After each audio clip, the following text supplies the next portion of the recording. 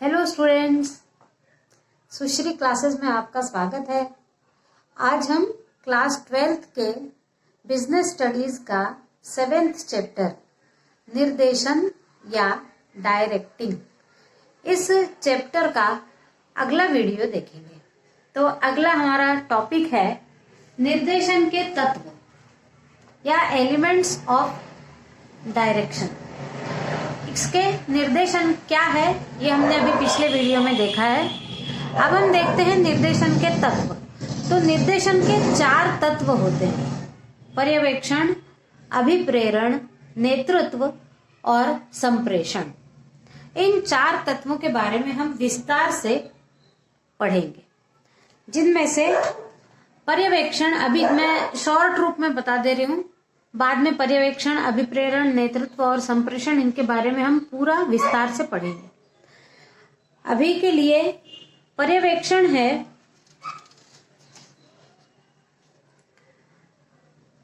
ये पर्यवेक्षण एक ऐसी प्रक्रिया है जो कोई भी अधिकारी जब अपने अधीनस्थों को कार्य सौंपता है तब उस कार्य की देखभाल भी करता है और उसके साथ मार्गदर्शन भी करता है ताकि कार्य का निष्पादन सही ढंग से हो सके।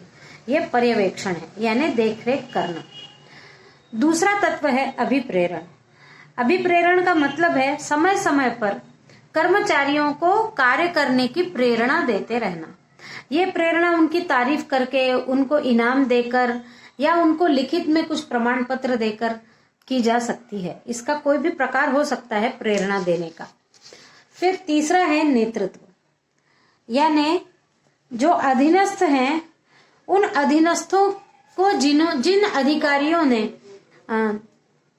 सूचनाएं दी हैं या कार्य करना सिखाया है या कार्य सौंपा है, तो उस कार्य को नेतृत्व पूर्वक उनसे करवाना। यानी यदि उनको न बन रहा हो तो अपन खुद करके दिखा के उस पूरे कार्य के लिए जवाबदारी स्वयं लेना।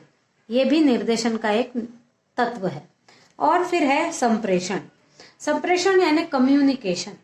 इसका मतलब है कि एक से दूसरे तक किसी भी बात को पहुंचाना या अनेकों तक अपनी बात को पहुंचाना। तो वो जो भी सूचना देना है वो इस प्रकार की होना चाहिए कि वो सरल और स्पष्ट शब्दों में एक बार सुनने के बाद कर्मचारियों को ठीक से समझ में आ जाए और वो दूसरे तक उस बात को सही ढंग से पहुंचा पाए। ये संप्रेषण है। यहाँ अभी मैंने आपको शॉर्ट में निर्देशन के तत्व बताए हैं। हम निर्देशन के कार्य पढ़ेंगे और उसके बाद पर्यवेक्षण, इन तत्वों का जो पहला तत्व है वो पर्यवेक्षण के बारे में विस्तार से पढ़ेंगे। अब हम अगला टॉपिक देखते हैं, निर्देशन के कार्य।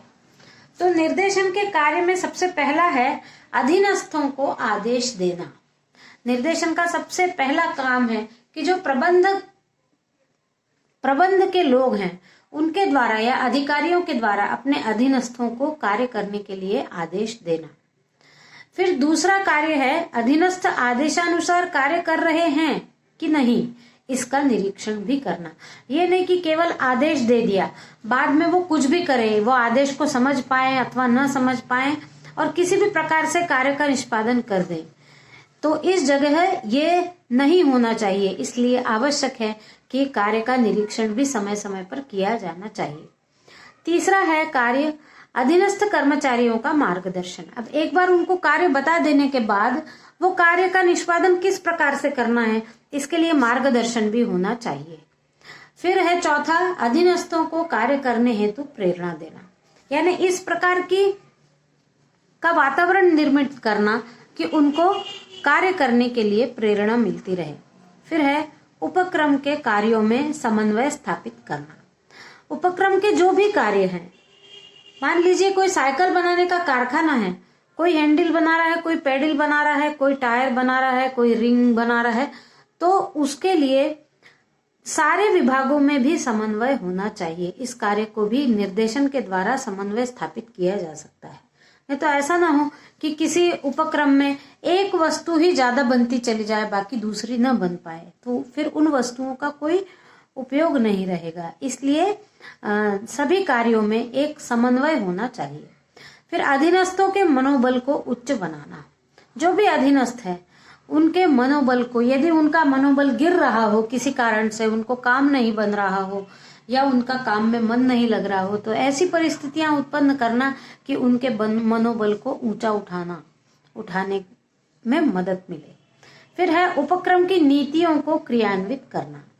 उपक्रम की जो भी नीतियां हैं वो अधिकारी अपने अधीनस्थों को बताकर, निर्देश देकर, निर्देशन के माध्यम से क्रियान्वित कर सकते हैं। और फिर है संप्रेषण को प्रभावी बनाना, यानी अपनी बात दूसरे तक प्रभावी ढंग से पहुंचाना, यानी जो बात कही गई है वो बात सटीक लोगों को समझ में आए, इस प्रकार से संप्रेषण को प्रभावी बनाना। अभी हमने देखा कि निर्देशन के कार्य कौन कौन से हैं। अब हम निर्देशन के ही तत्वों में से जो पहला तत्व है पर्यवेक्षण, उसको पढ़ेंगे।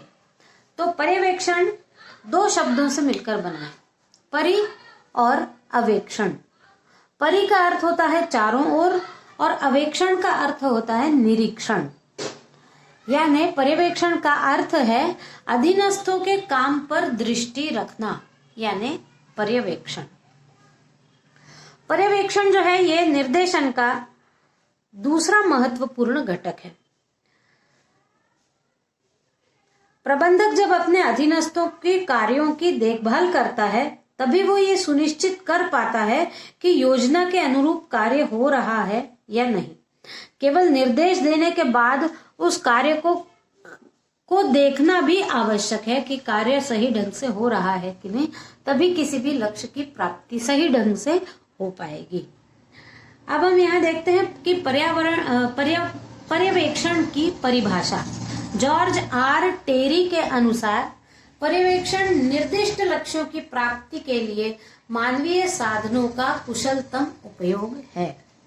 यानी इसका अर्थ ये हुआ कि निर्दिष्ट कार्य, निर्दिष्ट लक्ष्य, यानी जो लक्ष्य किसी भी उपक्रम में सबसे पहले लक्ष्य निर्धारित किया जाता है, तो उस लक्ष्य निर्धारण की प्राप्ति के लिए निर्धारित तो कर लिया लक्ष्य, लेकिन उसको प्राप्त करने के लिए जो मानवीय साधन है या जो मनुष्य कार्य करेंगे, उन मनुष्य रूपी साधनों का कुशलतम प्रयोग, यानी ये निर्देशन के द्वारा और पर्यवेक्षण के द्वारा उनमें जो प्रतिभाएं हैं उन प्रतिभाओं को का कुशलता से उपयोग कर लेना पर्यवेक्षण कहलाता है। अब हम देखते हैं कि पर्यवेक्षण की विशेषताएं क्या क्या हैं। तो पर्यवेक्षण की विशेषताओं में सबसे पहली विशेषता है कि प्रबंध के उच्च, मध्य और निम्न तीनों स्तर पर पर्यवेक्षण किया जाता है। यानी हमने प्रबंध के 3 स्तर देखे थे, उच्च स्तर, मध्य स्तर और निम्न स्तर, और तीनों स्तरों पर पर्यवेक्षण करना आवश्यक है। जब तीनों स्तरों के प्रबंधक या अधिकारी अपने अपने अधीनस्थों को कार्य सौंपते हैं तो ये आवश्यक है कि सौंपा गया कार्य का निरीक्षण भी किया जाए कि वो किस प्रकार से कार्य कर रहे हैं। फिर दूसरी विशेषता है प्रबंध के निर्देशन संबंधी कार्य का प्रमुख भाग।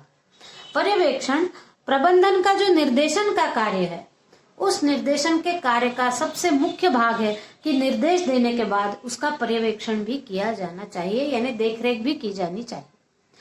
फिर तीसरा है विशेषता, यह एक सतत प्रक्रिया है। पर्यवेक्षण ये सतत प्रक्रिया है। यदि प्रोजेक्ट चल रहा है, कोई भी उपक्रम चल रहा है, तो उसके प्रत्येक कार्य का पर्यवेक्षण होना आवश्यक है और ये सतत होना आवश्यक है। यदि पर्यवेक्षण छोड़ दिया जाए तो हो सकता है कि लक्ष्य की प्राप्ति न हो पाए। फिर अगला है निम्न स्तर पर ज्यादा आवश्यक है। पर्यवेक्षण प्रबंध का जो तीनों स्तर है और जो तीसरा स्तर है जिसमें मजदूर लोग आते हैं, उनका पर्यवेक्षण करना ज्यादा आवश्यक होता है। फिर है उद्देश्य, मानव और भौतिक दोनों का श्रेष्ठतम उपयोग। पर्यवेक्षण का उद्देश्य ही ये है कि मानव और भौतिक साधन हो गए, कारखानों में यदि मशीन वगैरह हैं तो वो भौतिक साधन हो गए, और उनको चलाने वाले मनुष्य हो गए। तो पर्यवेक्षण का उद्देश्य ये है कि मानव और भौतिक ये जो दोनों संसाधन या साधन प्राप्त हैं उनका श्रेष्ठतम उपयोग कर लेना। मानव शक्ति भी वेस्ट ना हो और भौतिक वस्तुओं की शक्ति भी वेस्ट ना हो, उनका श्रेष्ठतम उपयोग किया जाना चाहिए। फिर है प्रत्यक्ष कार्य है। पर्यवेक्षण एक प्रत्यक्ष कार्य है। ऐसा नहीं होगा कि अपरोक्ष रूप से पर्यवेक्षण कर लिया जाए। सामने जाकर देखना, ये पर्यवेक्षण है। इसलिए ये प्रत्यक्ष कार्य है और ये वांछित प्रगति को सुनिश्चित करता है। यदि पर्यवेक्षण अच्छे से किया जाए तो जो प्रगति वांछित है वो हमें मिलकर ही रहेगी। जिस प्रगति की चाह में या जिस लक्ष्य को प्राप्ति की चाह में पर्यवेक्षण किया जा रहा है वो लक्ष्य जरूर प्राप्त होगा। फिर है प्रत्यक्ष रूप से श्रमिकों से जुड़ा। पर्यवेक्षण जो है वो प्रत्यक्ष रूप से श्रमिकों से जुड़ा हुआ है, क्योंकि उन्हीं के माध्यम से कार्य करवाना है। और जब कार्य करवाते समय जब तक उसकी देखरेख न की जाए तब तक श्रमिक ठीक से कार्य नहीं करते। इसलिए ये प्रत्यक्ष रूप से श्रमिकों से जुड़ा हुआ है। फिर है मार्गदर्शन भी सम्मिलित है। पर्यवेक्षण है अब केवल देख लिया, वो देख भी लिया, और यदि कोई श्रमिक गलत कार्य कर रहा हो और उसको यदि मार्गदर्शन न दिया जाए तो उसको देख के या पर्यवेक्षण करके भी कोई मतलब नहीं है। तो यदि पर्यवेक्षण के दौरान कुछ मार्गदर्शन करने की भी आवश्यकता हो तो मार्गदर्शन भी पर्यवेक्षण में सम्मिलित होना चाहिए। और फिर अंतिम विशेषता है कर्मचारी की क्रियाओं को नियमित कर देख रेख करना। कर्मचारी की क्रियाओं को पहले नियमित करना, कौन सा कर्मचारी क्या क्रिया करेगा इसको सुनिश्चित करना, और फिर सुनिश्चित करने के बाद उस कर्मचारी को उसका कार्य सौंपने के बाद वो ठीक ढंग से कार्य कर रहा है कि नहीं इसकी देखरेख करना। ये पर्यवेक्षण की अंतिम विशेषता थी। इस वीडियो में बस इतना ही। अभी मैं एक बात कहना चाहती हूँ कि जब आप लोग ये वीडियो देखते हैं तो आपको यदि अच्छा लग रहा हो तो लाइक करिए, कमेंट करिए, और अभी तक यदि आपने सुश्री क्लासेस को सब्सक्राइब नहीं किया हो तो जरूर सब्सक्राइब करिए। Thank you.